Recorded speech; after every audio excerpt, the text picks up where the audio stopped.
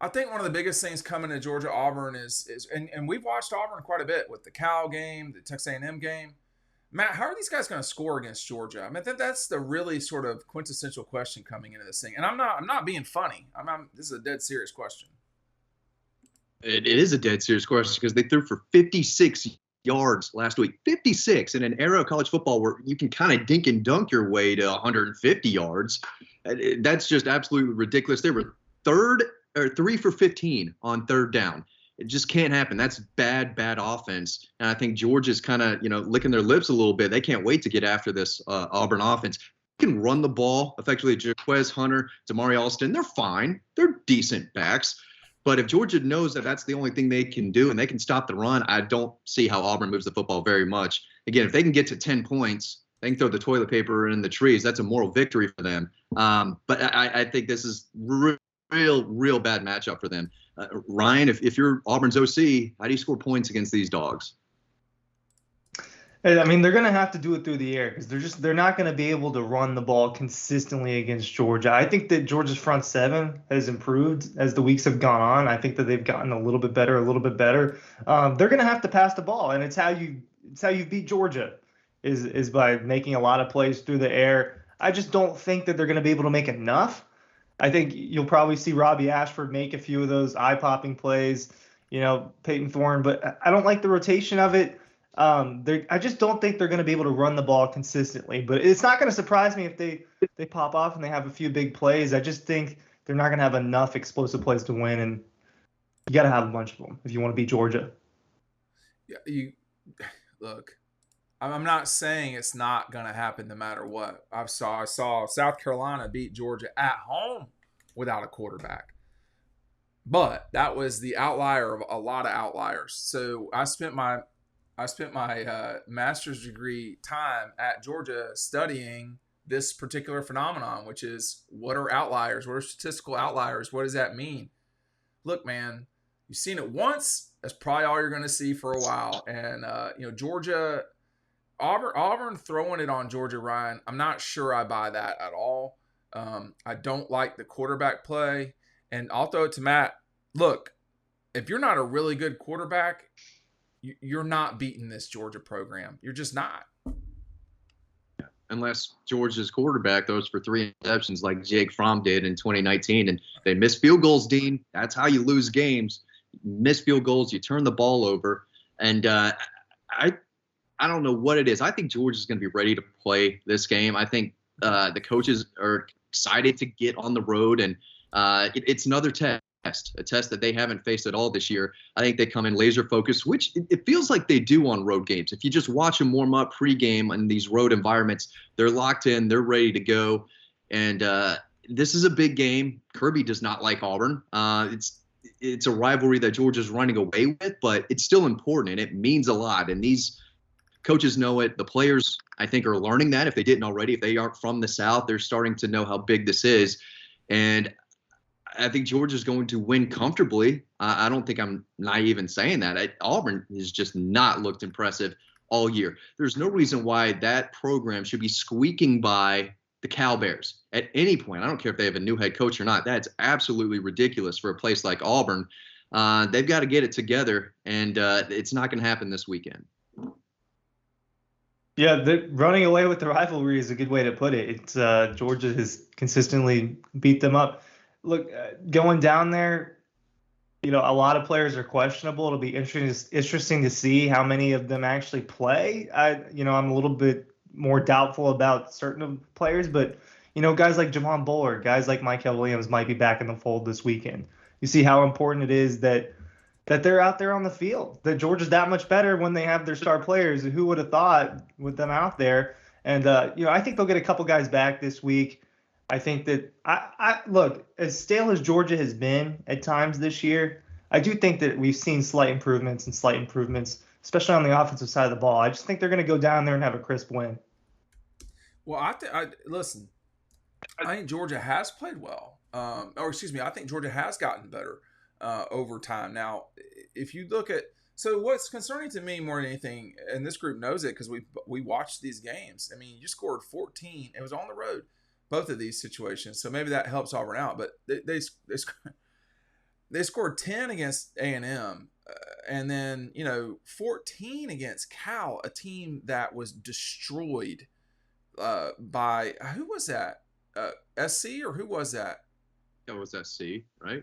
Well, Yeah, but USC. Yeah, just I think we watched SC beat them. so you not have the transformative properties everyone always talks about, but Matt, look, Auburn's not even at they're not even at 400 yards of total offense per game. Their defense is not bad. That's one thing. If I think I kind of where I would nudge on what you're saying, Matt, is that I don't know that Georgia will just run away with it. They could. They have the potential to. But I think Auburn's defense will hang around. They're only allowing 16 points a game.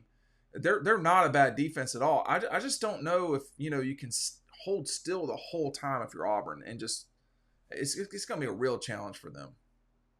Yeah, after 4 turnovers, and Carson Beck has thrown 1 interception. He's going to have to throw more than 1 in this game if Auburn wants to, like I said, hang around and maybe get a touchdown here, a field goal here, and stay in the ball game. But Georgia's done a good job of not turning the ball over, and Auburn needs turnovers in this game. There's no doubt about it. Let me just say this, Ryan. Georgia may well have had their turnover game, which was 3 this past week. This is exactly the point I was going to make next, is Auburn's going to have to force turnovers if they want to beat Georgia. We saw last week how UAB did force a couple turnovers, and they capitalized off of it. It's why they had 21 points in the game. It's why it didn't look like this magnificent blowout, because a couple of blunders from Georgia. But that shows you how much that can affect the score of a game. It will have to happen. Those 2 things will have to happen. They'll have to have a good passing game, which they haven't had yet, and they're going to have to force, in my opinion, at least 2 turnovers if they want to beat Georgia. That's just the gap between these teams right now. I think they got to be +2 in turnovers. You think it's going to be more than 2? Well, that's what I'm saying. They had to force at least 2. I guess I just wasn't thinking about Georgia in that sense. But the other thing I'd watch here too, because Auburn's really not that bad at this at all, is third down defense. Their third down defense is fine. I mean, it's top 15. Georgia is one of the top. Well, they're top 15 on third down offense as well. So Georgia's converting about 53% of the times, Ryan, on offense on third down. That's really good. Both of these defenses are exceptional, or very good, whatever you want to call it, at getting off the field on fourth down. Georgia's only allowing 26% of third downs to be converted. Auburn, though, man, they're at 28. They're not a bad defense. I was about to say bad team. They are not a great team, Auburn, but they are a bad they are a bad offense with a solid defense. I mean, Hugh's got to get this thing going in the right direction, Matt. What are they doing in the recruiting game or the NIL game or transfer portal game to get this going for them?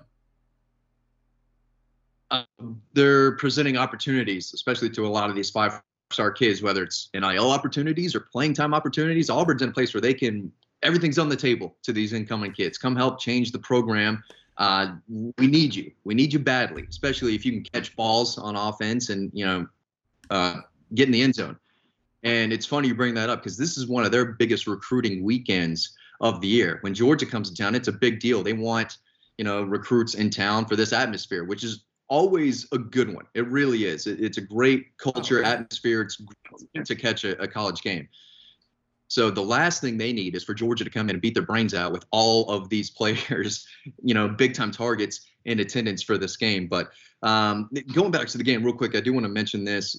Georgia's been sloppy on special teams, and I think another missed field goal or 2, another muffed punt.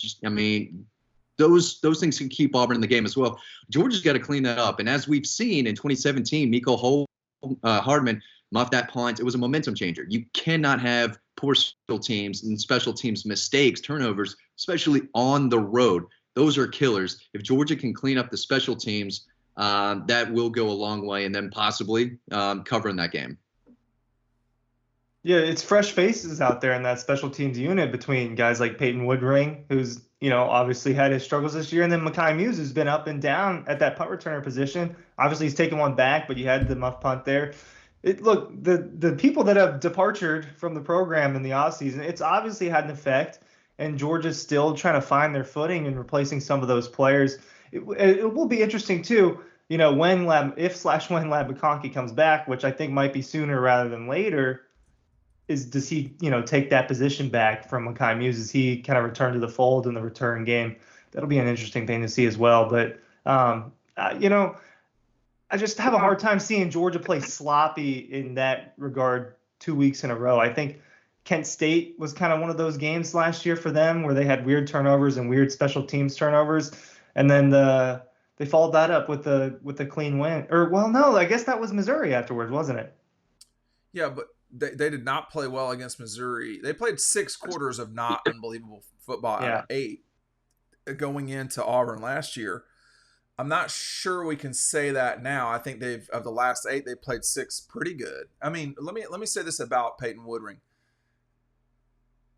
I wanted to see him kick last week because he's their best kicker. If he were not their best kicker, y'all, he wouldn't be out there. I mean, he's one. I mean, there's a reason why he's out there. So we don't participate in that around here. So he's their best guy. I think the guy needs snaps. I think maybe making a 40-yarder would do worlds of good for him. But he is a young kicker, and that should not be forgotten in the grand scheme of things. I think that's an important part of kicking and playing, generally speaking. If Georgia plays clean on special teams, if there's not a pick 6, I'm not sure, Ryan, if I see Auburn winning this. I do not think Auburn will just drive the field on Georgia. I think they'll get a drive or two, a half, which could be 14 points. But if you give them another with a pick 6 or a turnover for a touchdown, that's 21. Yeah, it's a different story. But if those things don't happen, I mean, Georgia's just a better team. Yeah, that's how these upsets go too. When a really, really good team goes to a place like that, it takes a few disaster type of plays for the underdog to win. Yeah, exactly. So that, to me, that's what it takes. It'll take Auburn type of things happening, right? Miracles tend to happen. Auburn, it will take those kinds of plays to beat Georgia, and more than just one of those types of plays. And that's what happens when there's that big of a gap between those teams. And Matt, Clemson's quarterback is light years in front of these Auburn quarterbacks. So the way that Clemson played the other day, I mean, I don't know if Auburn can replicate that, but it will be something like that. They're going to have to gut it out and stick around and win. But Georgia's allowed to gut it out too. Like, Georgia's allowed to play at their peak performance as well. Yeah, it was interesting what Kirby said. He said they're good athletes. He didn't call them good quarterbacks. They are. They're not quarterbacks. Maybe, put Robbie Ashford out there at receiver, give him some screens or something. The guy is really good with the ball in his hands, Dean. You've said it, and Kirby said it this week. That's one of the fastest guys we have ever played against. You don't want that guy throwing the football. You want him running with the football. And he's an X factor, but I want to say this as well. I don't think Georgia's defense was real pleased with how they played last week, giving up 3 touchdowns. I think all week they've been hearing about that.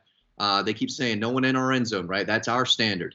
They're going to go to Auburn, I think, playing with a chip on their shoulder, and there's no better offense for them to be playing against this week if they want to go out and prove a point than this Auburn defense. I think they're going to be ready to roll, and I think they're going to play really well.